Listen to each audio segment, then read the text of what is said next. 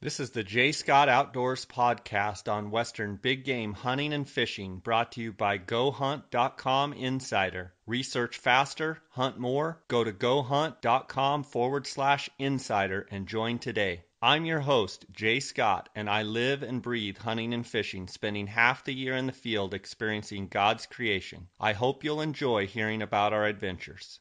Welcome to the J. Scott Outdoors Big Game Hunting and Fishing podcast, brought to you by GoHunt.com/insider. We've got a great episode today. It's actually part 2, elk calling with Steve Chappell.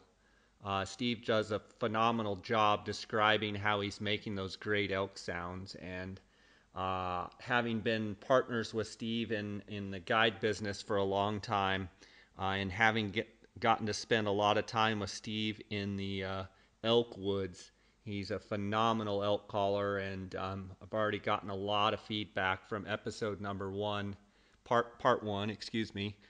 And it's just awesome that Steve's able to spend some time with us and really describe how he is making these great elk sounds. I want to demonstrate for you an elk call that Steve has basically created, and that is the Trophy Wife elk call. It's a fantastic external read call, and here's how it sounds, and then we'll jump right into the episode.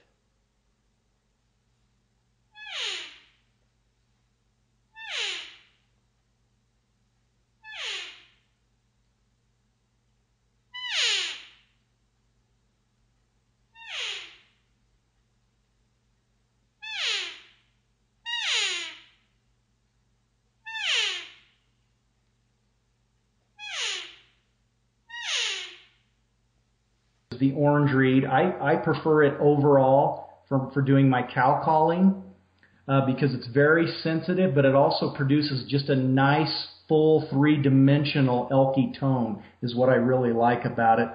This was what it would sound like just doing what I would refer to as just a standard nasally cow call.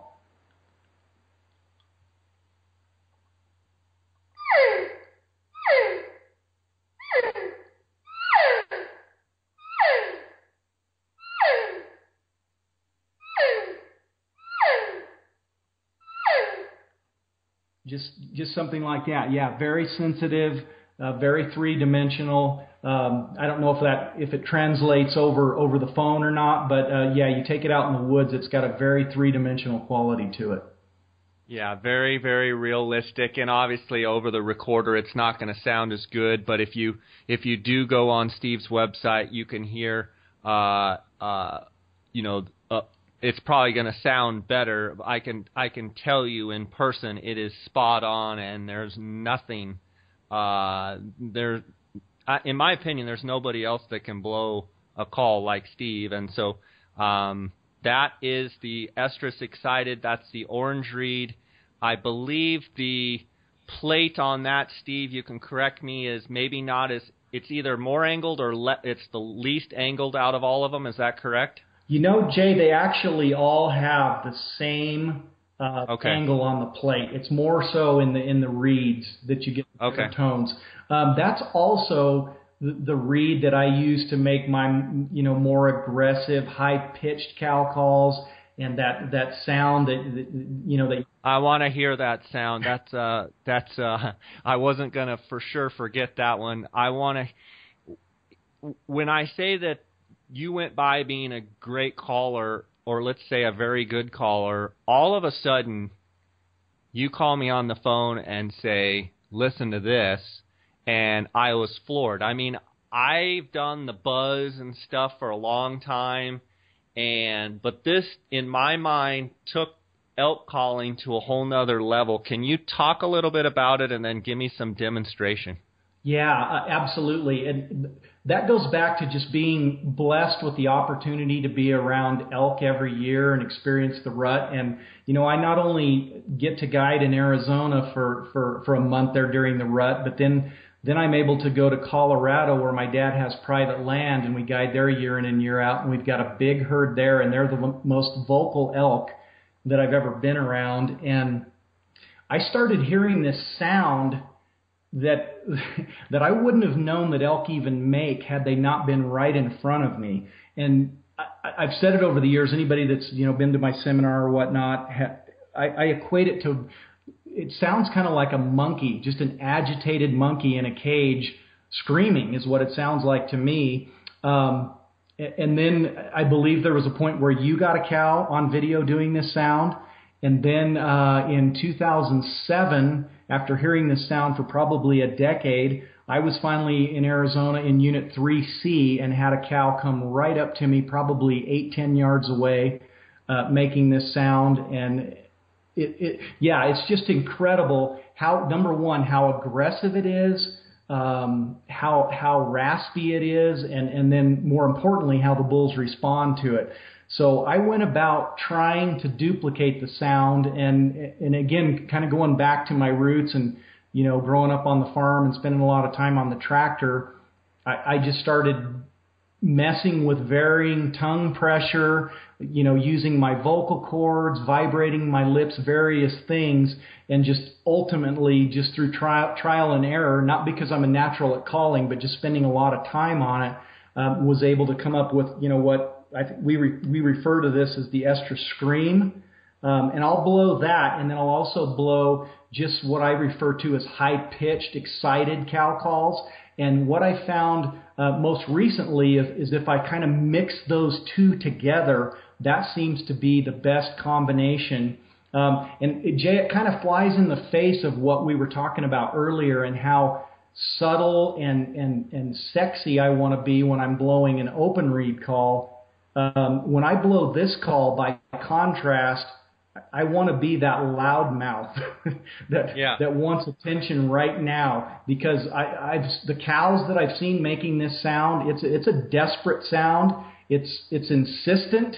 They need some attention right now. They're in heat. They're only in heat for a certain amount of time, so things need to happen, and I believe that's why they're aggressive about it. So anyway. This is how I get that sound. I'm blowing the call as if I'm just making a cow call, but I'm using my vocal cords to get that raspiness, and it sounds like this.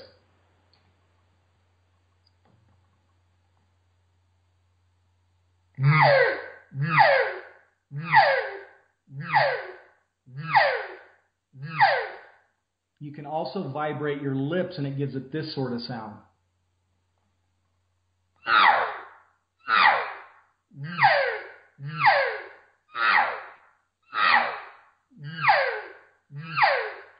Okay, and then also, like I said just a minute ago, you can also implement high-pitched cow calls, and it just tends to turn up the emotion in what you're putting out there to the bulls, and it's going to sound like this.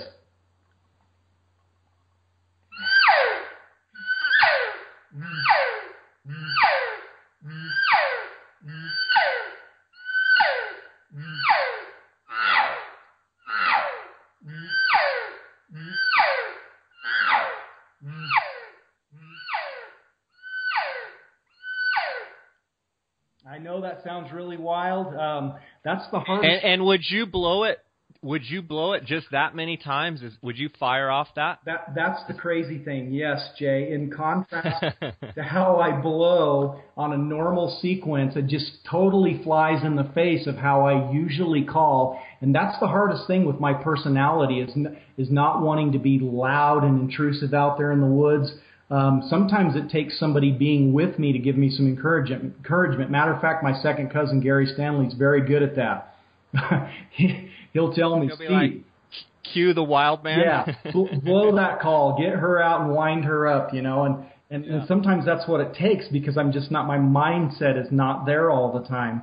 But yes, when I do finally pull that call out and start blowing it, I'm going to blow it frequently. I'm going to blow it loudly. I'm just trolling along, putting the vibe of love out there, I guess would be the way to describe it. And it's amazing to me. Sometimes even in the evenings, being an elk hunter yourself, how the evening hunt can be so much different than the morning hunt. You can be in an area where the bulls are absolutely tearing it up in the mornings. You can go back in the evenings and it can be completely dead. And there's been times where I'll try my usual standby calls, my, nasally sweet cow calling, nothing will happen. And I'll kind of just out of lack of anything else to try, pull that call out and start walking and blowing, just trolling with it, I guess you could say. And it is amazing. It'll go from total silence in the woods to one bull chiming off at it. And I just start walking toward the bull, blowing that call persistently. And then next thing you know, another bull chimes in, and then another bull. And there's been many, many times when, 2 or 3 bulls will converge upon you, and you're dropping down, getting set up in a big frantic hurry because 2 or 3 bulls are bearing down on you. It's just amazing how dramatic it can be. Yeah, I've seen you do it, and I've seen you do it on your DVDs, and I've heard that sound, and I know that when I hear that sound, usually you hear bulls fighting, you hear, them crashing trees, you hear all sorts of stuff, and it's just, you're not going to use that all the time, Right. Maybe not when the rut's not even going yet, but if it's any time at all where they're getting after it and getting with it in September, I think that call could be extremely deadly. I think one of the things to point out there is a lot of people can do that kind of scream with their lips, but to me, that vocal cord, and if you just do it one more time for me, where you're doing just your normal high-pitched kind of cow call, but then you're letting your vocal cords vibrate, and then going, you're keeping that high pitch. To me, of all the sounds, that is the most authentic cow calling that you could ever want to mimic right there. Can you give me just, 7 or 8 more just of that real intense, sweet vocal cord and high pitch like you were doing? I agree, Jay. And again, it goes back to emotion control and breath control, because when I first popped that call in a couple minutes ago to do it, I was just a little tuned up emotionally, and it's very hard to do if you have that shortness of breath. So again, I want to stress to guys that the key is to get that deep breathing and just get yourself relaxed before you try to make this call. So let's see if I can pull it off here. and plus, not having talked for an hour. Right. Okay, so here goes.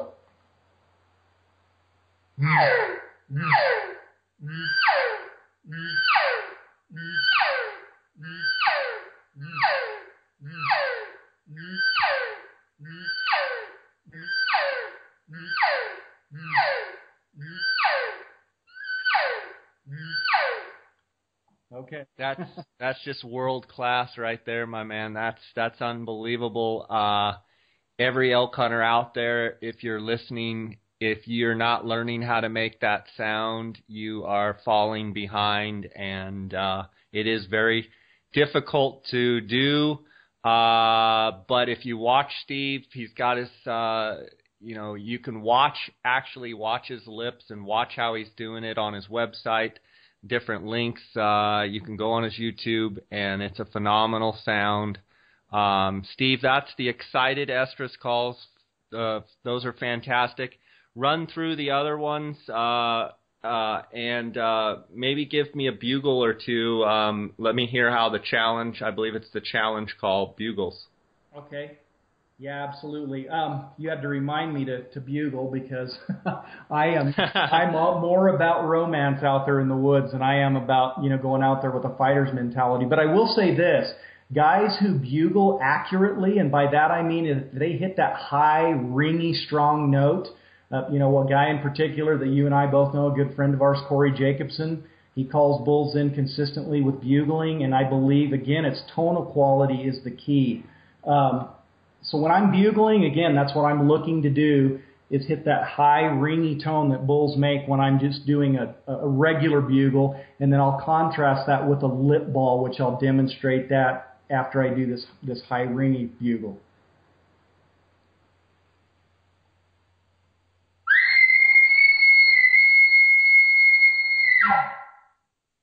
Okay, that's a high, like a contact type bugle. that would be a sound that I would make just to solicit for a bugle. Maybe I go out there in the morning, the elk aren't talking on their own, or in the afternoon they're not bugling.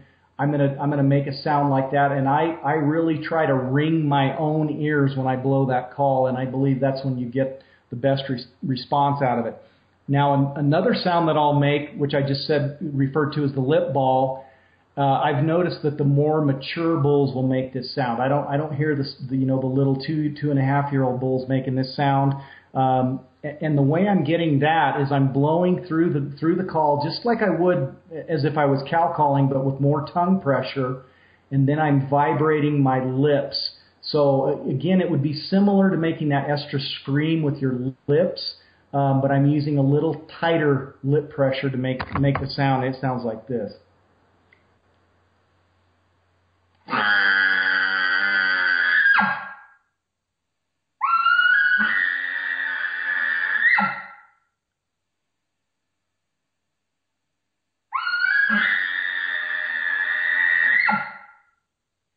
And I've noticed that sometimes when bulls won't answer just that high-pitched sound, they'll answer that lip ball because, they view you more as a threat to them and their cows when you're out there making that more dominant sound. And then another sound that can be made, which, also just shows more emotion, would be chuckling, adding that onto the end of the call, whether it be a lip ball or a bugle. You could add a chuckle at the end. I kind of think chuckling is just not necessarily a call that a guy needs to make at all to call a lot of elk in. In fact, I think you could go out there for the rest of your life and never chuckle once and call a ton of bulls in. But it's just another thing to add to your arsenal out there. The key to it is that it's a two-part sound. The first part, just by accident, I kind of relate it to the bark of an elk. So it's a real forceful out breath as you're blowing across the reed. So the first part of it's like this. Okay, and you don't want to go around making that sound, obviously, because you're going to scare a lot of elk away doing that. But then the second part, you're breathing air back in, and you actually, it sounds crazy, but you don't have your tongue on the latex of the reed on the second part of the call. It's only on the first part of the call that you're putting pressure on the latex. So when you put it together, I know it's a little hard just over the phone to kind of demonstrate this technique, but this is what it sounds like when you put the two parts together.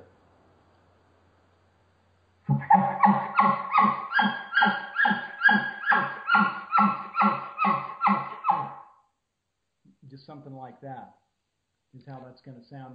And again, that call takes a lot of practice. Yeah, I was going to say, that's ridiculous.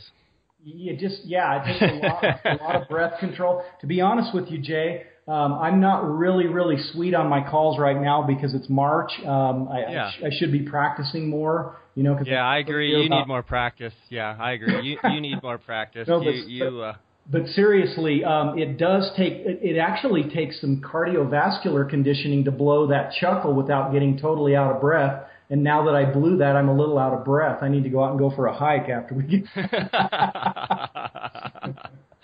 Well, yeah, we're working out here on a Sunday afternoon, blowing elk calls. Steve, it's fantastic to hear you blow all those different calls. I've seen you progress as an elk caller, and it's been an unbelievable transformation to where you've come now truly an authority on elk calling, and really appreciate you demonstrating the calls. And I want to do another podcast with you at a later date, and we'll get into maybe some different scenario type stuff.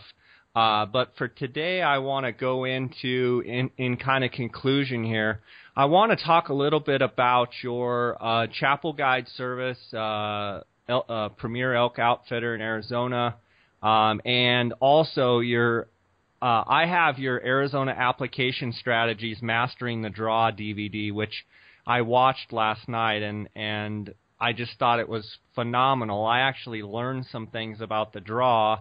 Having been a resident for many, many years here, I thought I kind of knew everything, but you really walk through all the different phases of the draw. How has the feedback been on your Mastering the Draw Arizona application elk strategies been? Well, I'll say this: the guys who have watched it, the feedback has been, very good, very positive. I think it's a DVD that a person might need to watch 2 or 3 times just to catch everything, because there's a lot of material that's covered there. Every state, the draw has little subtle differences. Our draw in Arizona is unlike any other states. But like you say, I do break it down. I go over each phase of the draw, and I go over specific examples, reports that are off the Game and Fish website. And I think the best thing that a person can learn from it is they can learn not only about the different phases of the draw, but they can learn how to read those Game and Fish reports, which is very important when you go to strategize for what hunts you're going to apply for. Because if you have X amount of bonus points, maybe say you have 15 bonus points, and you're of the opinion that you can maybe draw the Unit 9 archery hunt. Well, if you go on the Game and Fish website and look at the 20% bonus point pass report, it will tell you otherwise. So, again, I think the biggest thing that people can get from that DVD is they actually learn how to read these reports and then go about applying intelligently with a good strategy, because our draw is really all about your first and second choice, and knowing what to put first and what to put second is huge. I'm amazed when I talk to folks out there. It seems like I would say easily 9 out of 10 people don't have a real grasp for how the draw works, and it's not because they're not smart people. It's just because we have busy lives. We have a lot of other things that take precedence over understanding the draw, and I totally get that. It's just what I do for a living, so I figured I better understand how the draw works if I'm going to be giving people advice over the phone. So, I just spend a lot of time studying and reading about it, to be able to produce that DVD. And well, your examples that you give in the DVD by going through the actual Game and Fish booklet is amazing. And where can people order this Application Strategies DVD, Steve? Yeah, it's at the top of the DVD page on my website. So if you just go on to chappellguideservice.com and click on the elk calls and DVDs page, and when you're on the DVD page, it's on the very top. The video's $19.95 with free shipping, and I also offer it in package deals with the calls, so you can get the DVD and save a lot of money on the calls by making a single purchase. Great. And, one of the interesting things about this is, it's not necessarily elk. You can take a lot of what's in this into the deer, into the sheep, into a bunch of the other animals, correct? Right, yeah, because the concepts apply across the board. I believe the sheep draw is just a little different. Jay, you would probably know more about that because you're a sheep guru. I'm really just an elk freak, to be honest. But yeah, definitely that DVD, if you're applying for elk hunts, for deer hunts, antelope, exactly, it's going to apply. Yes. Yeah. I misspoke. The sheep is actually different. And then, Steve, Chappell Guide Service, tell me which units you guide in Arizona, and you have some fantastic guides. Give me a little background on Chappell Guide Service and the units. I don't know if you're statewide or if you prefer certain units or what your status is there. Right. We have guided in most of the elk units. Not necessarily always by choice, but sometimes we'll get clients that draw units that we don't guide a bunch in. But to be specific, most of the time we're guiding in 9, 10, 1, 3A, and 3C. I would say those are our top 4 units that we've guided the most in over the past couple of decades.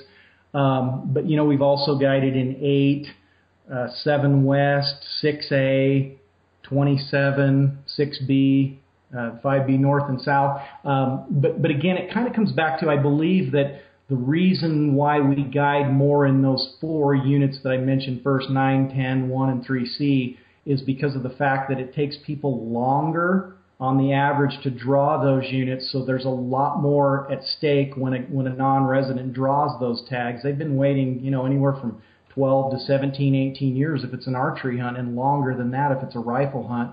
And so those people who have waited that long are more apt to book. And I think that's the reason why we guide more hunters in those 4 units.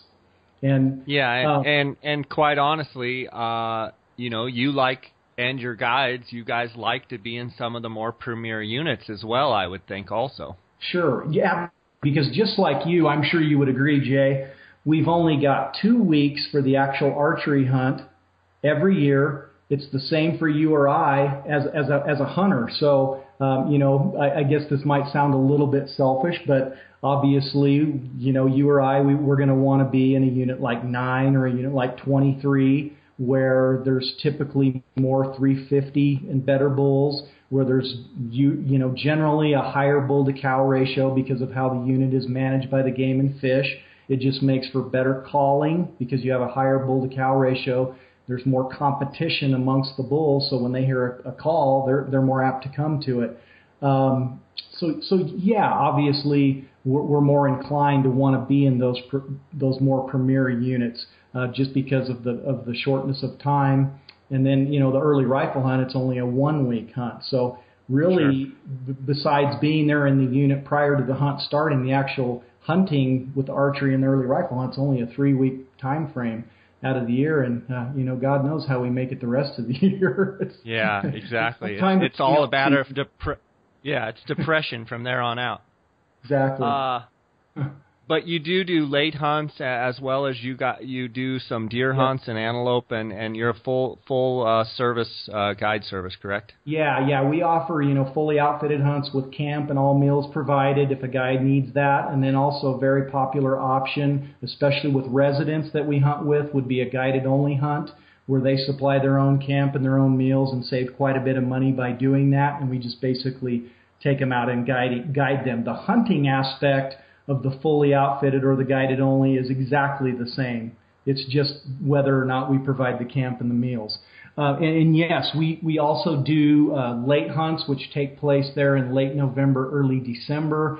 I won't kid, they're a much more challenging hunt. The bulls are off in more remote areas. They're harder to find. The name of the game there, instead of calling, is glassing. But I was going to say, they're not screaming their guts out and giving their position away, are they? Yeah, exactly. Saying, here I am. No, it's more a game of being patient, being a methodical glasser, finding a bull and then making a game plan. And I will say this, there's been bulls that I've taken on late hunts with hunters that just the feeling of accomplishment is just astounding when you overcome all the odds and take a bull on a late hunt. And I will say some of the pack outs can be pretty interesting as well. I'm sure you would agree with that. Yeah, for sure. I'm going to go ahead and go on the record and say I'm pretty much retired doing any late elk hunts. Good decision. That's a good decision, Jay. And I will say I'd be very remiss if I didn't give a lot, if not most of the credit to my guides. I have some just absolutely outstanding guides, and over the years I've been very fortunate and blessed to be introduced to some just outstanding people, who are passionate about elk, number one, and then also just quality people. Because let's face it, when you have a guy hunting with you for a week or 2 weeks, you're not only hunting together, but you're out there and you're visiting, you're conversing. I think having a quality connection there is also very important, aspect of the hunt, not just the hunting part of it. So I've been very fortunate to have guides that not only excel in, tagging of big elk and being passionate and driven about elk hunting, but also just having a lot of people skills, a lot of character, a lot of integrity, if we say we're going to go out and leave at 3 or 3:30, by golly, we're ready to leave at 3 o'clock. Just doing what you say you're going to do and following through on it. And I've just been, really, really blessed by God to have some outstanding guides as part of my team. Absolutely, Steve. It's been awesome spending some time here with you. And I'd like to finish on one note. You mentioned you've been blessed by God. I know you're a man of faith, as am I. I just want to ask you a question about what does your faith mean to you, and can you elaborate a little bit on the blessings and such that we've all gotten, but that you've gotten specifically? Oh, great question, Jay. Without making it too simplistic, everything to me is from God. I would be nowhere without God. I feel like I lean on Him daily for guidance and wisdom, and because as a human in my own flesh, I'm just very weak and fragile. But when I know I have God on my side, He loves me, He's for me. He wants to help me in my decisions and guide and direct me. And when I lean on that, but most importantly is knowing that despite my imperfections, despite my sin, none of us are perfect. Just knowing that my sins are forgiven, that Jesus Christ dying on the cross, paying the penalty for my sins, knowing that's what I'm relying on to get me to heaven and nothing else. There's just a sweet peace that brings to a person, and then everything else in life falls in line. And to be honest, I can't imagine living life without that peace and without that relationship with God through that I get through Jesus Christ. It's everything to me. Absolutely. Couldn't have said it better myself. And just an awesome hour here with you, Bud. I know hopefully maybe during the summer we can have another one and maybe get into more situational hand-to-hand, tactical type stuff with the calling. Maybe get an update with you, see how your trail cameras are doing, an elk update or such. I wish you the best in the draws, and tell Barb and the kids hello. Tell your dad hello for me, and it's been great having you, and just cherish you as a friend, and just really enjoyed the years I've gotten to spend with you, and admired your work, and just a high-class quality individual, and a phenomenal elk caller and elk guide, and just thanks for being with us. Oh, thank you, Jay. The pleasure's mine. It's been a great 20 years that I've known you, and please pass along my hello to Gene, and hope you guys are doing great. And I hope we can both get through this EHD, I call it, Elk Hunter's Depression, for the next 6 months and make it to September. And everything will be good, and I look forward to maybe seeing you out there in the elk woods. That sounds great. I only know a couple ways to handle that EHD, and that's lots of turkey hunting and lots of fishing, and then at that point I can block most of it out of my mind except for those wee hours in the morning. But, yep, it will be soon here. We'll be hearing those elk bugle, and I look forward to it and look forward to seeing you again, buddy. Okay, so take care. Thanks, Jay. You do the same. And I do want to say the best way for people to look you up is chappellguideservice.com. That's the best way to contact you for all the calls, for the guide service, for everything, correct? Yes, absolutely. We also have a Facebook page, which is Chappell Guide Service, but you can get to that from the website. So, yes, the website is the best. Okay, sounds good, buddy. Take care, and I'll catch you later. Thanks, Jay. God bless. All right, you too. Thanks for listening to the J. Scott Outdoors Western Big Game Hunting and Fishing Podcast, brought to you by GoHunt.com Insider. Research faster, hunt more. Go to gohunt.com/insider and join today.